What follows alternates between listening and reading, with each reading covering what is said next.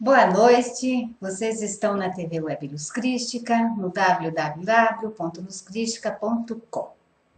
Eu sou Eliana Matos, terapeuta holística do Espaço Luz Crística, e hoje é dia 5 de dezembro de 2011, segunda-feira, reunião do Grupo de Estudos Luz Crística, denominado Consciência, e estamos no final, quase no final do livro O Despertar de uma Nova Consciência, de autoria do Eckhart Tolle, publicado no Brasil pela editora Sextante e em Portugal pela editora Pergaminho.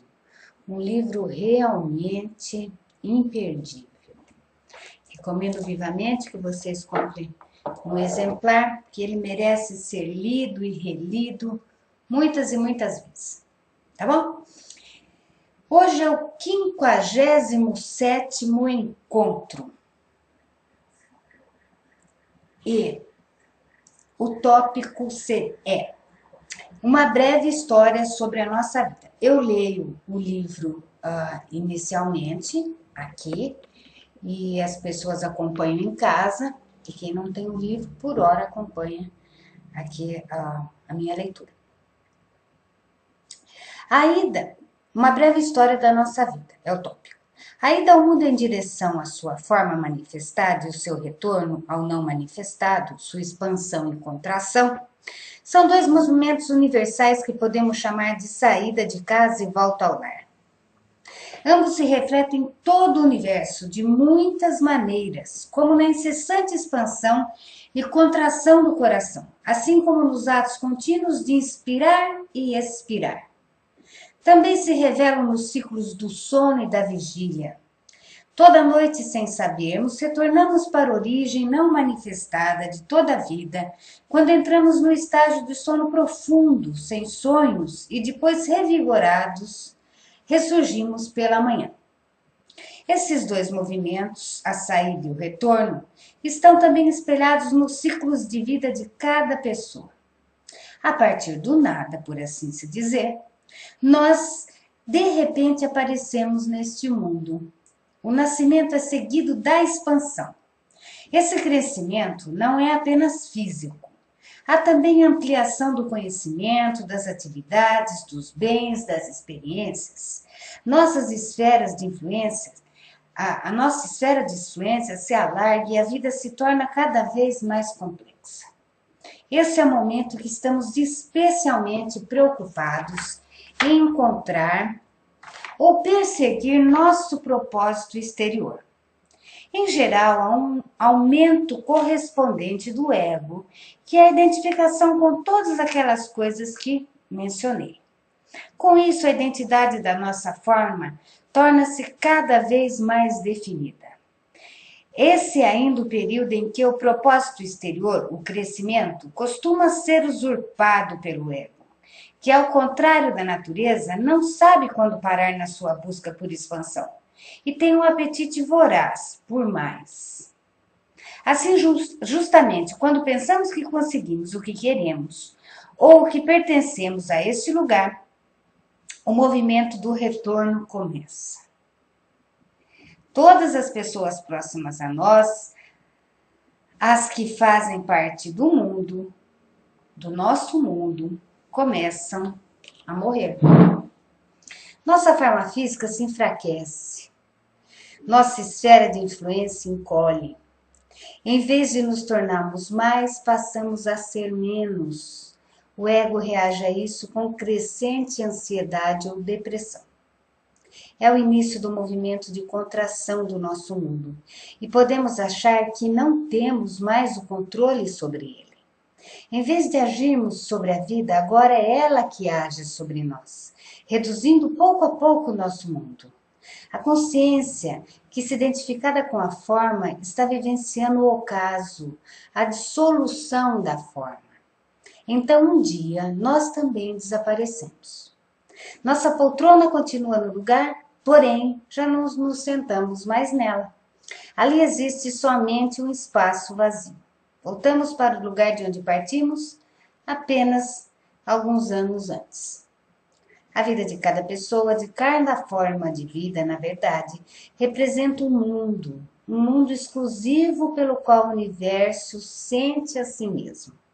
E quando nossa forma se dissolve, o mundo chega ao fim, um dos incontáveis mundos. Não é lindo? Esses ciclos de expansão e de reclusão, de retorno, acontecem também durante a nossa vida. Não é só no começo e no início da nossa vida, no começo e no final da nossa vida. Durante a nossa vida, nós temos períodos em que expandimos e há outros períodos que nos preparamos ou nos recolhemos para saborear o que nós colhemos. Vamos começar do começo, né? Nós plantamos, aguardamos, colhemos. Nos recolhemos, elaboramos, estudamos, etc. É um período de reclusão interna e depois começa novamente um período de expansão. E aqui ele está falando de uma maneira mais global, de início de vida e final de vida. E que todos nós, evidentemente, vamos passar por isso. E só é um drama quando nós não percebemos a mágica que há por trás de toda essa história. Evidentemente que nos resta muitas saudades das pessoas que se foram. Uma coisa é sentir a saudade da falta, da presença da pessoa. E outra coisa é dramatizar isso por anos e anos e anos e querer brigar com Deus, com o universo, com a natureza, porque não era a hora, porque isso não podia acontecer, mas isso acontece mesmo, só Deus e a alma da própria pessoa sabe o momento de vir e sabe o momento de ir. Nós temos a visão limitada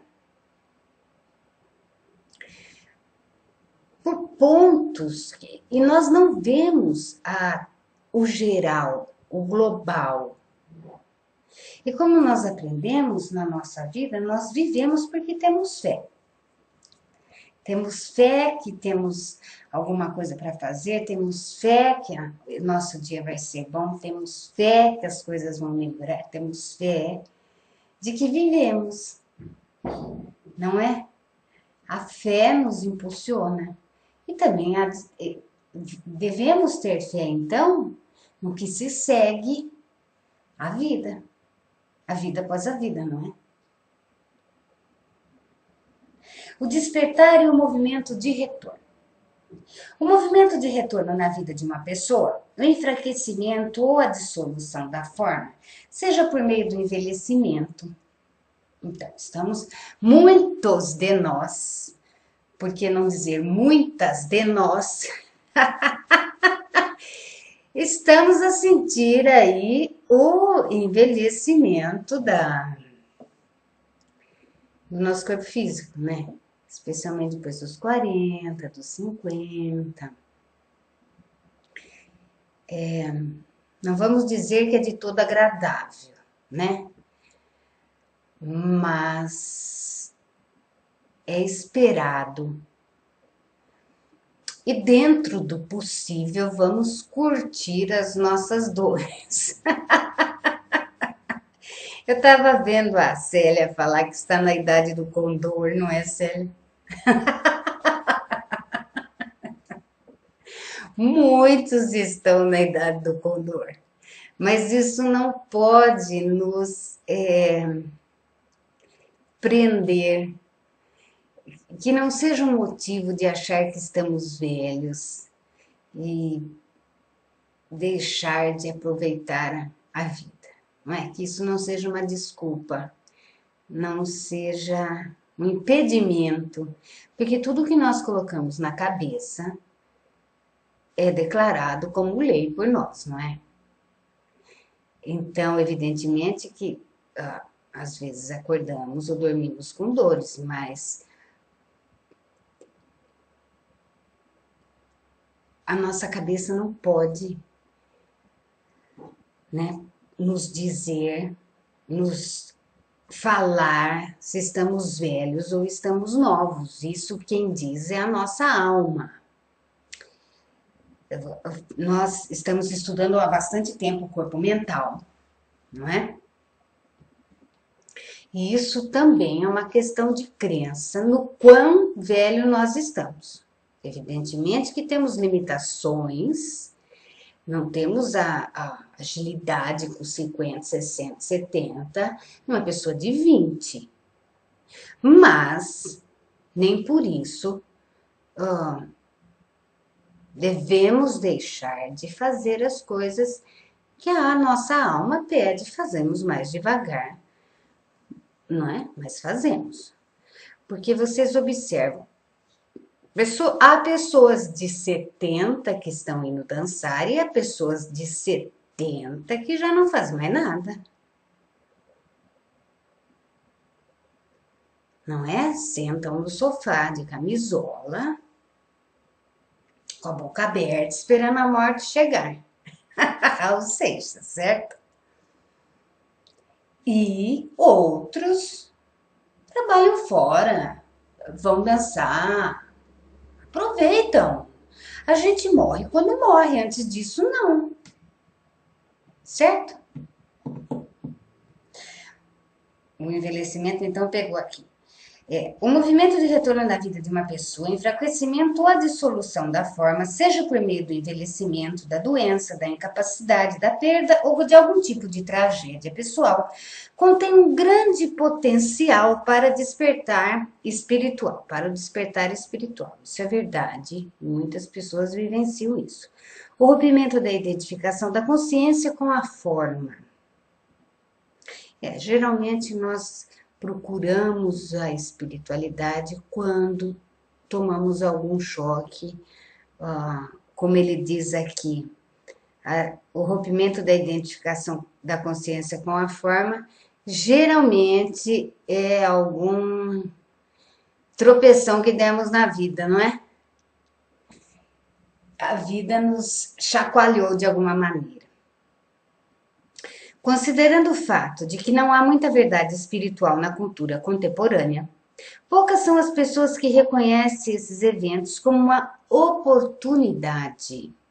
Assim, quando eles acontecem com elas ou com alguém próximo, sua crença é de que existe algo terrivelmente errado, alguma coisa que não deveria estar ocorrendo. Na nossa civilização existe um profundo desconhecimento da condição humana. E quanto mais ignorantes somos em termos espirituais, mais sofremos. Para um grande número de pessoas, sobretudo no Ocidente, a morte não passa de um conceito abstrato. Assim, elas não fazem ideia do que acontece com a forma humana quando ela se aproxima da dissolução. Muitos indivíduos debilitados e velhos são trancafiados em asilos. Os cadáveres, que em algumas culturas mais antigas permanecem em exibição para que todos os vejam, são escondidos. Nos Estados Unidos e em outros países desenvolvidos, quem tenta ver um cadáver descobre que é virtualmente ilegal, a não ser que o morto seja seu parente próximo. Aqui no Brasil não é o caso, né? Todo mundo pode ir na cerimônia e permanecer durante o tempo indicado pelo médico, etc. Se foi doença, existe uma indicação de quanto tempo o corpo pode ser velado, mas, né? Desde que não tenha nenhum parente com a família, nenhum mal-estar com a família não se incomoda que ninguém vai visitar o seu ente querido, né? Nas casas funerárias chega-se a maquilar o rosto dos defuntos. acredito que mais lá fora do que aqui, só nos permitirem ver uma versão limpa e bem arrumada da morte. Uma vez que a morte é apenas um conceito abstrato para essas pessoas, a maioria delas está totalmente despreparada para a dissolução da sua própria forma. Quando esse momento se aproxima, há choque, incompreensão, desespero e grande medo. Nada mais faz sentido porque para elas todo o significado, todo o propósito da vida estava associado a acumular, a ter sucesso, construir, proteger e sentir-se gratificado. Ele estava vinculado ao movimento de saída e à identificação com a forma, isto é, com o ego. A maior parte dos seres humanos não é capaz de ver nenhum sentido quando a vida, seu mundo, está sendo demolido. Mesmo assim, esse momento contém um significado potencialmente ainda mais profundo do que o movimento de saída. É precisamente com a chegada da velhice, com a vivência de uma perda ou uma tragédia pessoal que a dimensão espiritual entra na vida da pessoa. Ou seja, seu propósito interior só aparece quando seu propósito exterior entra em colapso e a concha do ego começa a rachar. Esses acontecimentos representam o início do movimento de retorno em direção à dissolução da forma. Mas veja bem, deixa eu terminar esse parágrafo que eu falo. Nas culturas mais antigas deve ter havido uma compreensão intuitiva desse processo. E é por isso que os idosos eram respeitados e reverenciados. Eles eram os repositórios da sabedoria e ofereciam a dimensão da profundidade, sem a qual nenhuma civilização pode sobreviver por muito tempo. Na nossa cultura, que é totalmente identificada com o exterior e desconhece a dimensão interior do espírito, a palavra velho tem muitas conotações negativas, como obsoleto ou ultrapassado. Assim, consideramos quase um insulto chamar alguém de velho. Para evitar isso, usamos eufemismos como idoso ou antigo. Por que os velhos são considerados obsoletos? Porque na velhice a ênfase muda do fazer para o ser. E a nossa civilização, que está perdida no fazer, não sabe nada do ser. Ela pergunta: ser? O que se faz com isso? No caso de algumas pessoas, o movimento de saída do crescimento e da expansão é interrompido de modo radical pela chegada aparente e prematura do movimento de retorno, a dissolução da forma. Às vezes é uma suspensão temporária, outras vezes permanente. Acreditamos que as crianças não deveriam ter que encarar a morte. No entanto, o fato é que algumas delas têm que enfrentar o falecimento de um dos pais ou de ambos em razão de uma doença ou de um acidente, ou até mesmo a possibilidade da sua própria morte. Existem crianças que nascem com deficiências que impõem uma restrição severa à expansão natural da sua vida, assim como há pessoas que se veem diante de uma limitação grave quando ainda têm pouca idade. A interrupção do movimento de saída no momento em que isso não deveria acontecer também tem potencial para desencadear o despertar espiritual prematuro de uma pessoa. Afinal de contas, não acontece nada que não deva acontecer. Isso é, tudo o que ocorre faz parte do todo maior e do seu propósito. Assim, a destruição, a ruptura do propósito exterior pode levar uma pessoa a descobrir seu propósito interior e, em seguida, um propósito exterior mais profundo, que esteja alinhado com o interior. As crianças passam por muito sofrimento, costumam se transformar em adultos jovens, mais amadurecidos para a sua idade. O que perdemos no nível da forma, ganhamos no nível da essência. Na figura tradicional, o profeta cego ou curandeiro aleijado, nas culturas e lendas antigas, uma grande perda ou incapacidade do nível da forma converte-se numa abertura para o espírito. Quando alguém tem uma experiência direta da natureza instável de todas as formas, provavelmente nunca mais vai supervalorizar a forma e assim se perder por sua busca cega ou se vincular a ela. A cultura contemporânea está apenas começando a reconhecer a oportunidade que a dissolução da forma, sobretudo a velhice, representa. Em relação à maioria das pessoas, essa chance ainda é tragicamente ignorada porque o ego se identifica com o movimento de retorno, da mesma maneira como se identifica com o movimento de saída. O resultado disso é o endurecimento da concha egóica, uma contração em vez de uma abertura. O ego diminuído passa o resto dos seus dias se lamentando ou se queixando, preso ao medo, à raiva, à autopiedade, a culpas, acusações e a outros estados negativos mentais e emocionais ou a tragédias evasivas, como se apegar a lembranças e falar e pensar sobre o passado. Quando o ego não está mais identificado com o movimento de retorno da vida de uma pessoa, a velhice ou a proximidade da morte torna-se o que se destina a ser, uma abertura para o reino espiritual. Conheci idosos que eram personificações vivas desse processo. Eles haviam se tornado radiantes. A forma do seu despertar se tornara transparente à luz da consciência. Na nova terra, a velhice será universalmente reconhecida e valorizada como um período para o florescimento da consciência.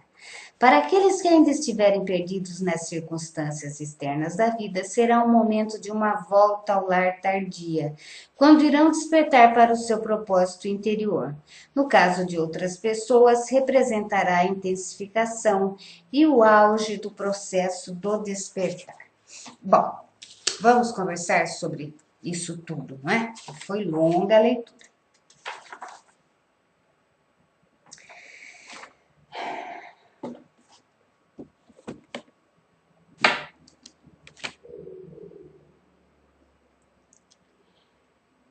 Nós, evidentemente, somos seres espirituais que nascemos.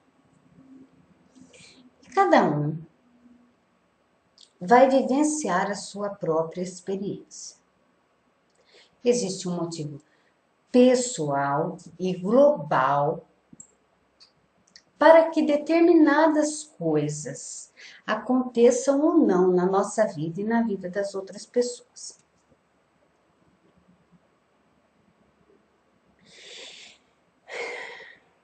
Então nós nascemos como que vazios.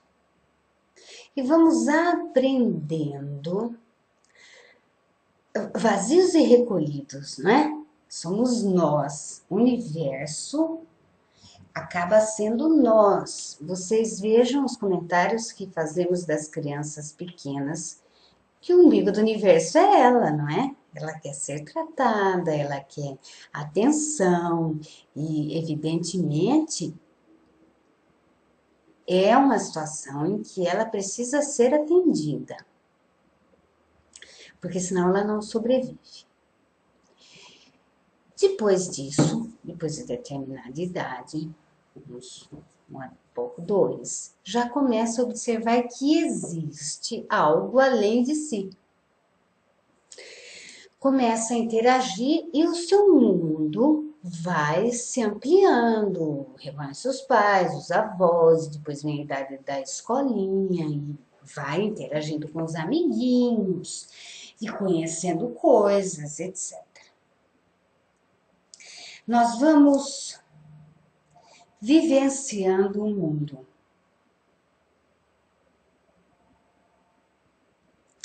Raramente a pessoa já nasce com a sabedoria interior despertada. Geralmente, algo acontece na vida da pessoa que a desperta de que a vida não é só comprar batom, desejar um carro que o vizinho tem, fazer uma faculdade, 2, 3, enfim, vivenciar o externo. Mas isso faz parte da natureza humana, vivenciar o externo, reconhecer que existe um universo. Mas chega um momento em que somos lembrados de que não existe só o externo e que existe algo dentro de nós que merece atenção.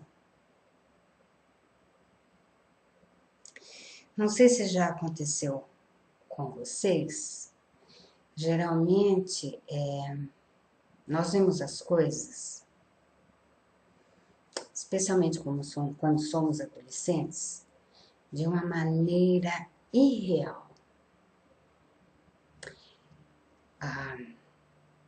Se na nossa casa há um almoço, um jantar, e nós vamos na casa de uma outra pessoa que tem um aparelho de jantar melhor do que o nosso, geralmente, na adolescência, aquilo nos causa muita impressão, como se aquele jantar do aparelho de jantar melhor fosse muito mais importante do que o jantar que nós participamos na nossa casa. Então, nós aprendemos a valorizar o do outro e desejar aquilo que nós vemos que o outro tem exteriormente de melhor. Muito bem. É muito bom que tenhamos metas, né? Que temos prosperidade, que tenhamos abundância. Mas, em determinado momento da vida, ela nos faz lembrar por algo que atinja diretamente a nós ou atinja algum ente querido, de que o que importa não é o aparelho de jantar.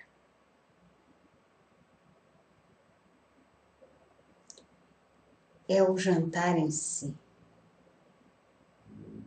Porque nós estamos ali, estamos presentes. E não raro, a vida nos traz questões internas grandes que fazem com que entendamos que o aparelho de jantar não é tão importante. Importante é se a gente gosta da pessoa que nós estamos compartilhando o jantar. Ou se nós estamos aturando aquilo na nossa vida. Geralmente, quando aturamos as coisas por muito tempo, vamos somatizar. É a vida que aproxima dele. É a maneira que a vida nos faz chamar a atenção de que o aparelho de jantar é só um aparelho de jantar. É muito bom quando podemos comer com aquele aparelho. Mas quando não podemos, isso não tem a menor importância. Nós não podemos viver altos e baixos. Temos mais de uma personalidade, dependendo do lugar que nós estamos. A educação é nata. Educação é uma coisa. Você respeita o lugar onde você está. Existe um mínimo, e para isso serviu aquela expansão de você para observar que existe uma sociedade, pessoas que convivem, um universo à sua volta, para que você aprenda a conviver com elas de maneira educada, respeitando-as. Mas depois de um tempo, você vê que você também precisa se respeitar. Se respeitar. Então a vida traz alguma coisa que chama atenção.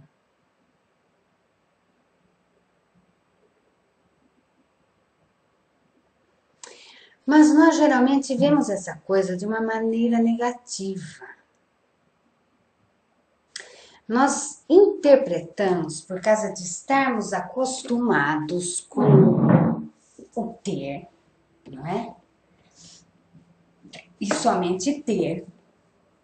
Nós interpretamos as coisas como perdas. Eu tinha e não tenho mais. Eu perdi.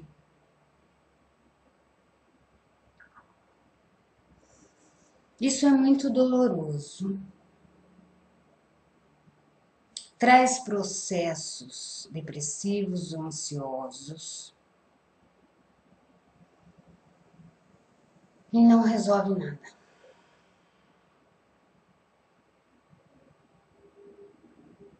Porque apenas o que está acontecendo é que as coisas passam pela nossa vida.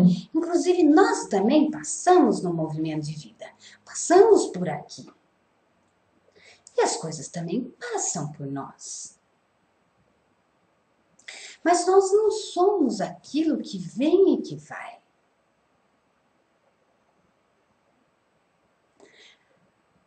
Se nós vivemos no agora, nós aproveitamos tudo que está conosco agora nesse momento. Evidentemente que há pessoas que nós gostaríamos de ficar por muitos anos, que dirá pela vida inteira, não é? Mas isso é uma maneira não honrosa de viver a pessoa. Porque estamos vivendo na falta e no medo. Isso nos causa sentimentos ruins que nos levam à depressão, ansiedade. E exatamente o que acontece é que deixamos de conviver com a pessoa, por estarmos doentes. Quando nós entendemos a impermanência, ao invés de termos medo da impermanência, observamos que é ela que dá a pitada na nossa vida. Tudo pode ser muito diferente amanhã. Que divertido! Temos medo do quê? O que tiver que acontecer, vai acontecer. Evidentemente, vai acontecer. E se nós acreditamos na lei da atração, aquilo que a gente emana é aquilo que a gente recebe. É melhor emanarmos coisas boas, não é? Em vez de emanarmos a falta, vamos emanar a gratidão por estarmos vivos e acompanhados por aquele cachorro maravilhoso. Veja, no momento que estamos com o cachorrinho, nós podemos agradecer imensamente a Deus, a fonte, por aquele bicho estar convivendo com nós e ser lindinho. Estamos conectados ao melhor e ele sabe. E podemos ter um medo do cachorro morrer. E o que nós ganhamos? Uma vida cheia de medo. Uma vida repleta de aflições. Mas e como é que nós deixamos de viver assim? Deixando.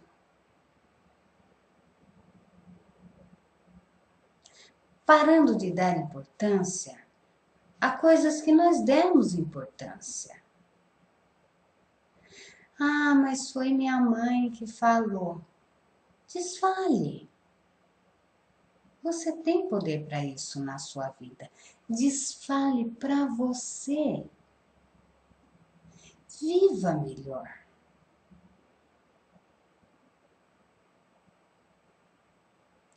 É uma questão de opção. As coisas acontecem na nossa vida. Temos altos e baixos durante a vida. Movimento de expansão, movimento de retração. Não é só no início e no final. Durante a vida temos altos e baixos. Agora, nós escolhemos como interagir com eles. E quem já tem uma sabedoria adquirida com os anos sabe que não vale a pena brigar com Deus nem com a vida. Porque quem briga com Deus está querendo chamar a atenção para Ele pela revolta de que não gostou do que Ele fez na nossa vida. Só que Deus não nos escuta pela dor. Eu não conheço ninguém que tenha ido para o fundo do poço que depois não tenha que sair sozinho. Por raiva, nós escolhemos afundar. E depois nós vamos ter que sair, porque é o caminho. Sairmos do fundo do poço. Deus não pode ter dó de nós. Ele tem amor, mas não dó. Impossível isso. O despertar e o movimento de saída. A expansão natural da vida de uma pessoa que ocorre junto com o movimento de saída, começo, em geral é usurpada pelo ego e usada para a sua própria expansão do ego. Veja o que eu sou capaz de fazer, duvido que você consiga fazer isso. Diz uma criança a outra, os anchinhos, quando descobre que o seu corpo está ficando mais forte, mais ágil. Se o mundo fosse das crianças, ele tinha acabado. Que criança que acaba com a outra criança, né? Numa determinada idade. Essa é uma das primeiras tentativas do ego de se destacar pela identificação com o movimento para fora e com o conceito mais do que você. E se fortalecer pela diminuição dos outros. É claro que isso é apenas o começo de muitos erros de percepção. Entretanto, à medida que a nossa consciência aumenta e o ego deixa de controlar nossa vida, não temos que esperar até que o nosso mundo encolha ou que entre em colapso por causa da velhice ou uma tragédia pessoal para despertarmos para o propósito interior. E veja bem que o nosso propósito interior não está vinculado a qualquer religião. Como a nova consciência está começando a surgir no planeta, é cada vez maior o número de pessoas que já não precisam ser sacudidas para despertar. Elas abraçam esse processo de modo voluntário, até mesmo enquanto ainda estão envolvidas no ciclo de crescimento e expansão. Quando esse ciclo deixar de ser usurpado pelo ego, a dimensão espiritual entrará tão poderosamente no mundo através do movimento de saída, de expansão. Pensamento, fala, ação, criação, quanto por meio do movimento de retorno, silêncio, ser e dissolução da forma. Até agora, a inteligência humana, que não é mais do que um aspecto minúsculo da inteligência universal, tem sido distorcida e mal empregada pelo ego. Chamo isso de inteligência a serviço da loucura. A fissão nuclear requer uma inteligência superior. Usar essa inteligência para fabricar e estocar bombas nucleares é loucura. Ou, na melhor das hipóteses, uma estupidez extrema. A estupidez em si até pode ser inofensiva, porém a estupidez inteligente é extremamente perigosa. É verdade. Pode ser muito inteligente, pode ser estúpido, não é? Ela está ameaçando nossa sobrevivência como espécie. E há incontáveis exemplos óbvios disso. A gente chama de sem noção, né? O estúpido é um sem noção. Quando livre do desajuste provocado pelo distúrbio egóico, a inteligência entra em pleno alinhamento com o ciclo de saída da inteligência universal e o seu impulso para criar. Passamos a ser participantes conscientes da geração da forma. Conscientes de quê? De que temos algo dentro de nós que nos orienta. Pouco importa o nome que nós damos. Se é alma, se é essência, se é Deus, se é o universo, se é a natureza. Mas nós temos consciência de que não somos só aquilo que temos ou não temos. Passamos a ser participantes conscientes da geração da forma. Os criadores não somos nós, e sim a inteligência universal que atua por nosso intermédio. Mas, veja bem, nós não estamos servindo de canal para outra coisa que não seja o melhor de nós. Não é que nossa personalidade está saindo, está qualquer coisa entrando. Não é isso. Não perdemos a nossa razão. Estamos aqui. Mas estamos vivenciando tudo de uma maneira diferente, com paz e com prazer e com o sabor da vida. A vida, quando a gente tem consciência de que ela está acontecendo agora, ela tem um sabor. Nós experimentamos tudo agora. Não deixamos mais para frente, não deixamos quando os nossos filhos crescerem, ou quando a gente aposentar, ou quando a gente comprar o carro. É de ônibus mesmo.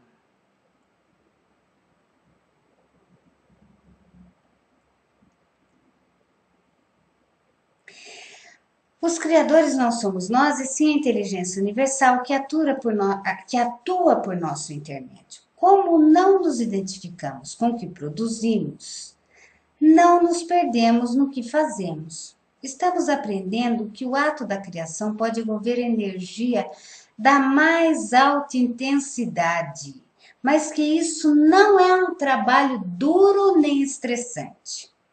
Precisamos compreender a diferença entre estresse e a intensidade, como veremos. A luta e o estresse são sinais de que o ego voltou. Assim como as nossas reações negativas diante dos obstáculos. A força por trás do desejo do ego cria inimigos, isto é, a reação na forma de uma força oposta de igual intensidade. Né? Assim, é difícil, é difícil. Um empurra, o outro empurra na mesma intensidade, né? O nosso balanço com a vida, a nossa dança com a vida é essa. Reação, reação, reação. Quanto mais forte o ego, mais forte o sentido de separação entre as pessoas.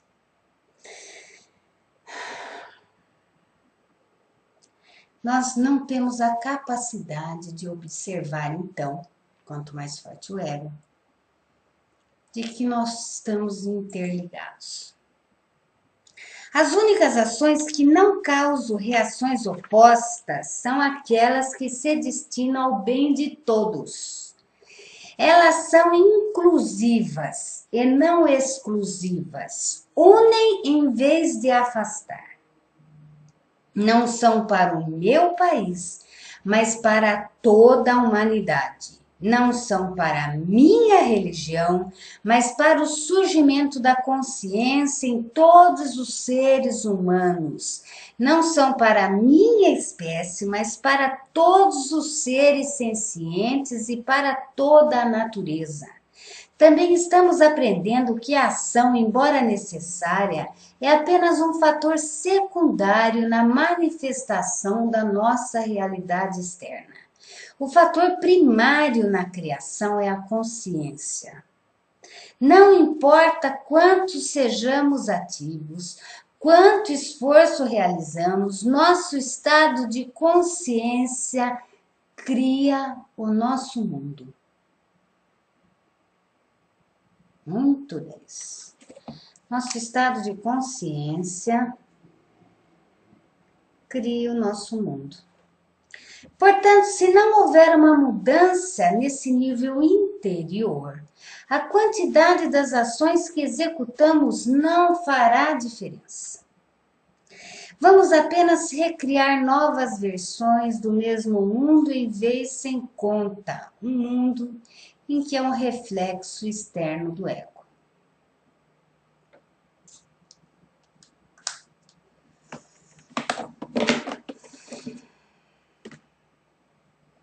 De boa intenção, o inferno está cheio. Traduzindo.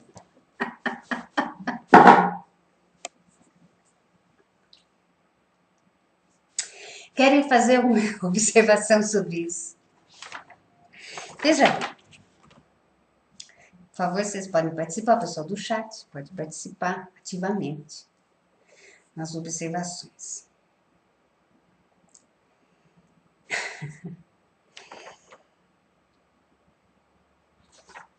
É uma questão de consciência, ele chama de consciência. Nós podemos escolher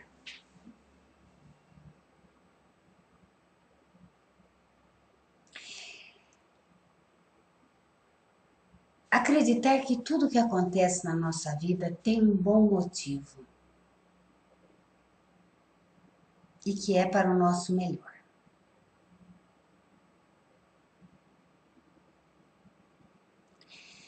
Quando nós procuramos fazer a limonada com limão, nós já estamos espertos, ao invés de ficarmos chorando com limão na mão. A vida quer dizer, mude para cá, experimente isso agora. Agora com esse limão, você faz uma limonada. Agora com esse, você faz uma caipirinha. Agora com esse, um tempero de salada. Esse outro você coloca na comida. E aí você vai se polindo e vai experimentando a vida. Quanto menos resistência ao vento, menos a gente se quebra. A gente se dobra ao sabor do vento. Se a gente fica duro, tá, o vento nos quebra. Então Deus é ruim? Não. Imagine quantas coisas nós experimentamos numa mesma vida, desde que nós não estejamos contra ela. Porque a vida não está contra nós. Quantos sabores, de quantas intensidades. Às vezes dói, às vezes é só prazer. Mas são sensações. Quando a dor bate, e nós já não estamos tão dramáticos, nós a experimentamos e a deixamos ir. Porque às vezes vem uma dor que nós seguramos por 40 anos. Deixa ela embora. Para o próximo sentimento vir.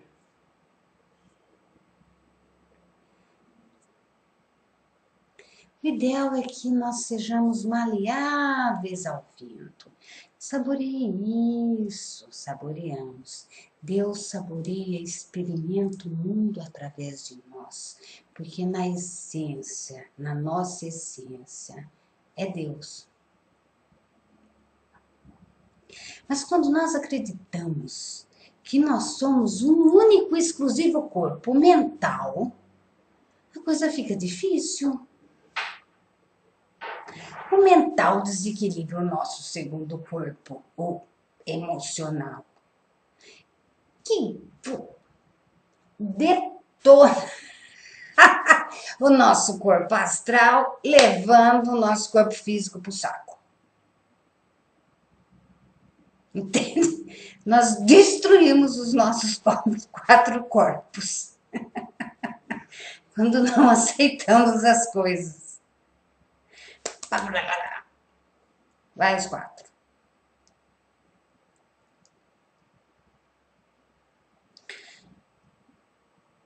Porque nós acreditamos que somos só esses 4. Ou nos identificamos tão profundamente com o nosso corpo mental que é como se o resto não existisse.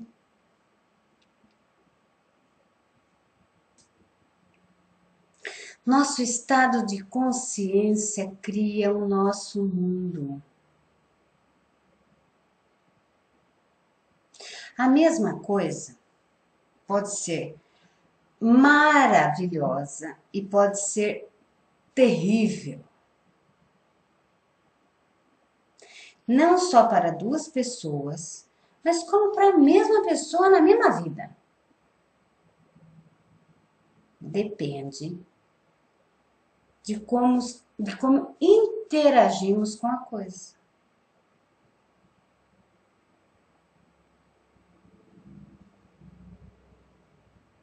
E por que escolhemos viver a dor durante tantos anos, ao invés de vivenciarmos e deixarmos ela ir embora?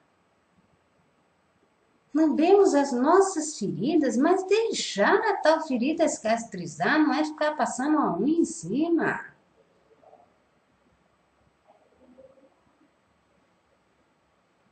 É uma questão de inteligência. Mas a nossa cabeça não é muito inteligente. Porque é o nosso ego aqui a orienta. Até que uma hora chega o famoso fundo do poço. Daqui eu vou ter que subir. Aí a gente descobre, né, que não era bem assim, do jeito que a gente pensava. E aprendemos. E da próxima vez, não precisamos esperar chegar novamente naquele buraco. Ou pela verificação do que acontece na vida do outro, também não precisamos nem ir para o primeiro buraco. A gente já pode. Atualmente hoje está tão mais fácil, né, gente? A energia está tão mais leve, o mundo tão globalizado.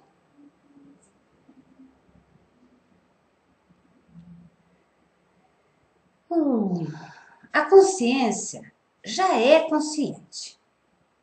Ela é o não manifestado eterno.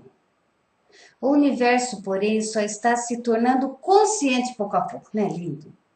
A consciência em si é infinita, portanto não evolui, ela já é. Nunca nasceu e não morre, mas é nossa. E não é um prêmio, é uma busca. É um despertar. E não é por dó que Deus e os anjos e os santos e os arcanjos vão nos permitir, se nosso karma não tiver lá muito ruim. Não é assim. Não é. Isso é história que contaram. É história. Deus está, Deus é sempre. Por que que é difícil? Porque a gente tem que deixar algumas coisinhas para trás, né? Achar que o nosso sapato não é tão importante assim. Eu não sou tão melhor do que a minha vizinha por causa deste par de sapato que eu vou usar inclusive no dia do meu enterro. Eu não vou levar o tal do par de sapato, né? Uma coisa é aproveitar o par de sapato. Outra coisa é ser melhor ou pior do que alguém ou que alguma coisa. Você pega toda essa maravilha que você é e joga no lixo por causa de um par de sapato. Ou joga um outro ser que tem um coração maravilhoso no lixo porque ele não tem o par de sapato. Ou superestima um canalha sem vergonha porque ele tem o par de sapato. A gente precisa ficar mais ligeiro. Quando ela se transforma no universo manifestado, parece estar sujeita a tempo e a um processo evolutivo, a consciência. Nenhuma mente humana é capaz de compreender plenamente o motivo desse processo. No entanto, podemos ter um vislumbre dentro de nós mesmos e vivenciá-los como participantes conscientes. A consciência é a inteligência. É o princípio organizador por trás do surgimento da forma.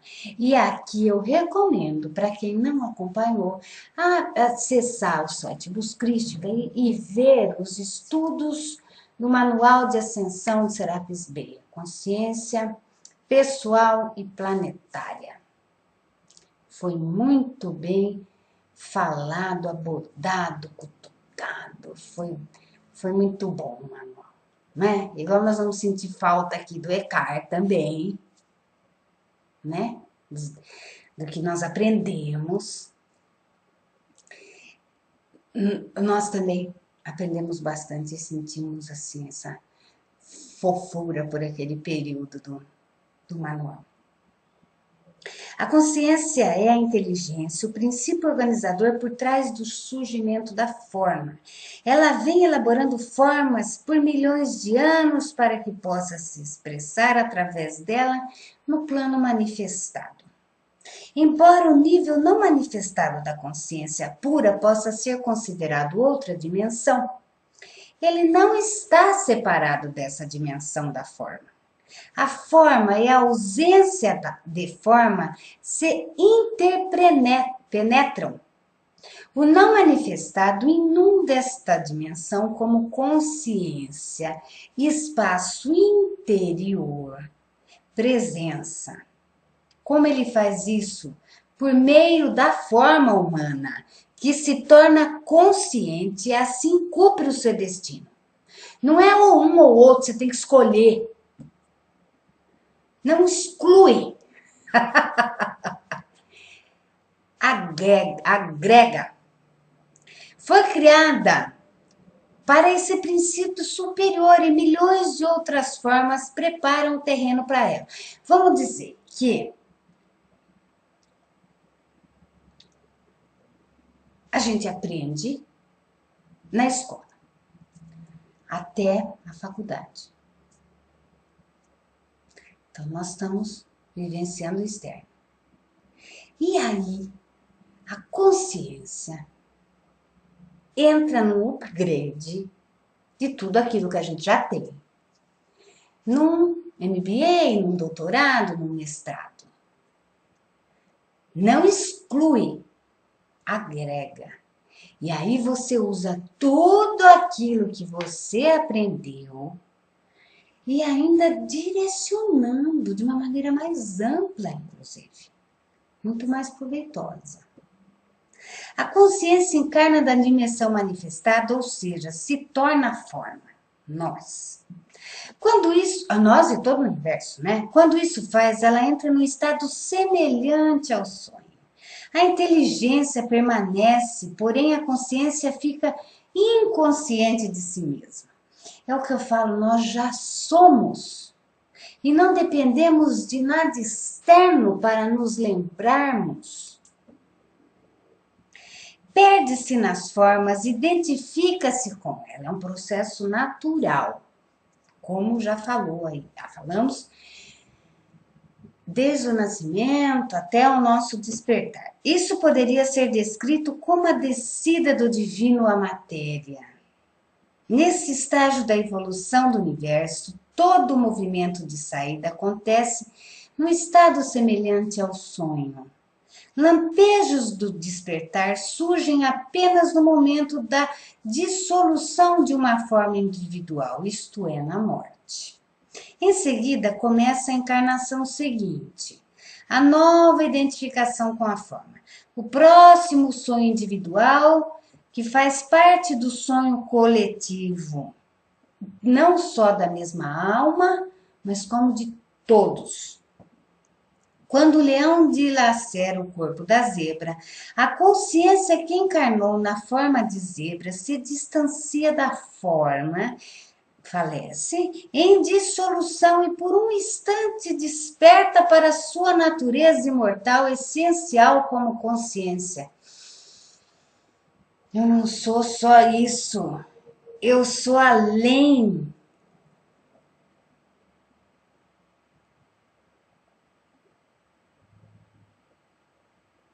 Em seguida, entrega-se imediatamente ao sono e reencarna em outra forma. Então, ele tá querendo dizer, enquanto nós não vivenciamos com clareza, com o nosso ser, com esse nosso melhor que vai dentro de nós, que já está em nós, e nós não nos lembramos dele, é como se essa encarnação fosse um sonho. Ainda estou treinando. Em momento algum se fala que isto é ruim. Não devemos nos julgar ou julgar o outro.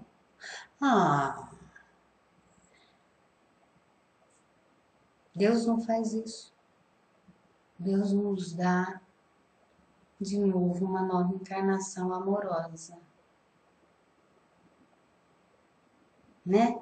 Porque quando nós fazemos, coitado, olha o meu ego falando, não é? Como eu perdi tempo. Sabe? Não é isso. É saborear. Sabe essa coisa de... É bobeira. É bobeira. Ai, coitado. Aleluia. O cara que a gente fala, aleluia, descobriu a consciência dentro dele. Pelo menos assim o diz, não é? Eu espero que realmente tenha descoberto.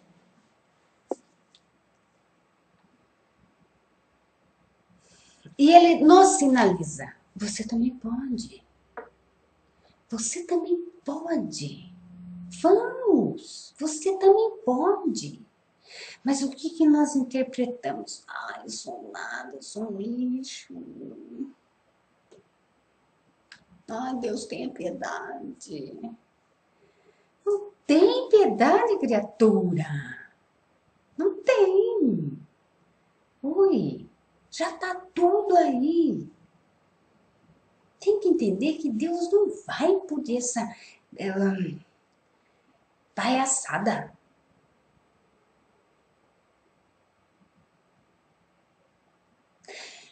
Os seres humanos são uma unidade.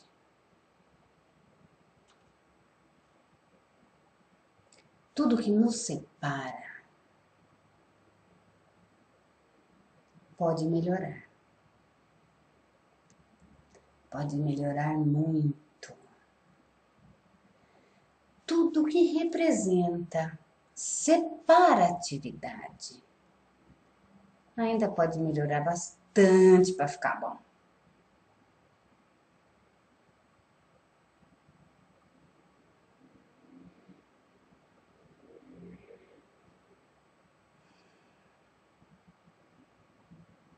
Deus é tudo.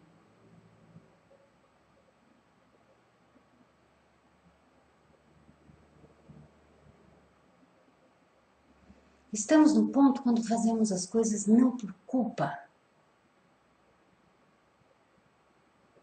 mas porque é um prazer viver assim. É Deus reverenciando Deus.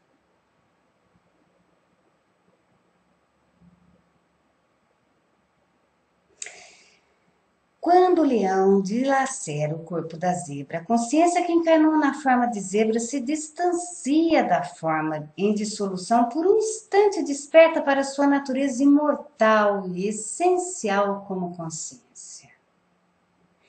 Em seguida, entrega-se imediatamente ao sono e reencarna em outra forma. Quando o leão envelhece e não consegue mais caçar, assim que dá o último suspiro, ocorre de novo o mais breve dos lampejos de um despertar, seguido por outro sonho com a forma. No nosso planeta, o ego humano representa o estágio final do sono universal. Não é maravilhoso? A identificação da consciência com a forma foi uma etapa necessária na evolução da consciência. Né? Ela vai. Oi, tô aqui. Vai, de novo. Oi, será que você dá pra você me ver? Eu vou, né? Aqui vou fazer você dar um tropeçãozinho pra você lembrar que não, eu tô aqui. Tudo bem? Dá pra ser melhor. Olha, eu tô aqui. O cérebro humano é uma forma altamente diferenciada pela consciência, pela qual a consciência entra nesta dimensão. Ele contém em torno de 100 bilhões de células nervosas, os neurônios. Quase o mesmo número de estrelas, olha que coisa magnífica! Quase o mesmo número de estrelas que existem na nossa galáxia e poderia ser considerado um cérebro macroscópico. Falando em estrela, nós estamos numa situação de paz a ponto de olharmos para o céu e apreciarmos esse show da natureza? Ou nós estamos voltados tão intensamente para esse problema, focadíssimos neste problema e nem damos a oportunidade do universo nos ajudar, né? Só vemos essa desgraça aqui. Nós apreciamos o céu. Temos tempo para imaginar que o mundo não é só isso que eu estou olhando agora? Gente, vamos ampliar os nossos horizontes. Vamos parar de sofrer por causa de porcaria. Tem muito mais coisa nesse mundo que a gente nem imagina. Esse órgão não cria consciência, o cérebro. No entanto, a consciência o criou. Como ele não fala a Deus, não está vinculado a nenhuma religião. É um sentimento. Esse órgão não cria consciência, no entanto, a consciência criou como a mais complexa forma física sobre a Terra. Nós temos o melhor, o mais ponta de linha aparelho disponível aqui. A mais complexa forma física sobre a Terra para sua expressão. Quando ele sofre um dano, isso não significa que nós perdemos a consciência, e sim que ela não consegue mais usar essa forma para entrar nesta dimensão. É impossível perdermos a consciência, porque ela é em essência quem nós somos. Só podemos perder aquilo que temos e não algo que somos. E outra coisa, gente, vocês percebem que existem muitas crianças que nascem e crescem aí diferentes, não é? Do que nós éramos. Porque a humanidade, nesses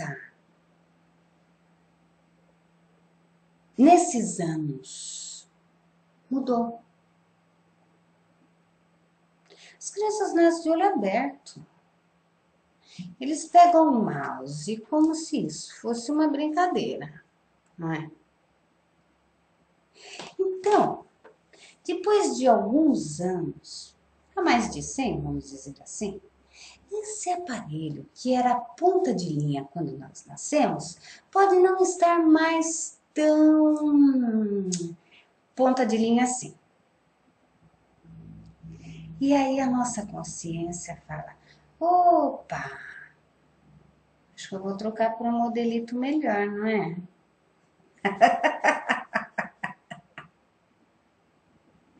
Essa cabecinha já não tá entrando mais muita coisa. Os neurônios aqui já não estão dando conta de processar essas informações do jeito que estão. Vamos encerrar aqui, passar régua, e vamos começar, né? Já no WhatsApp, com um novo ponta de linha de novo, maravilhoso. Então é necessário, de vez em quando, a gente morrer. Não é? Para que possamos, que a nossa alma, que a nossa essência venha podendo. A ação desperta é o aspecto exterior do estágio seguinte da evolução de consciência do nosso planeta. Eu acho que nós podemos deixar isso para o encontro que vem. Vocês não acham? Porque estamos entrando num outro tópico, ação desperta. Então, acho que a gente pode encerrar por aqui hoje. E nos encontramos segunda que vem, às 20 horas, aqui na TV, Web Luz Crística, no www.luzcristica.com, para darmos continuidade. Vocês, meninas, têm alguma observação para fazer quanto a isso tudo? Temos um chat ao vivo, então vocês podem perceber que de vez em quando eu estou conversando aqui, mas é com as meninas do chat. Tudo bem, então? Então, nos encontramos, se Deus quiser, na segunda que vem, às 20.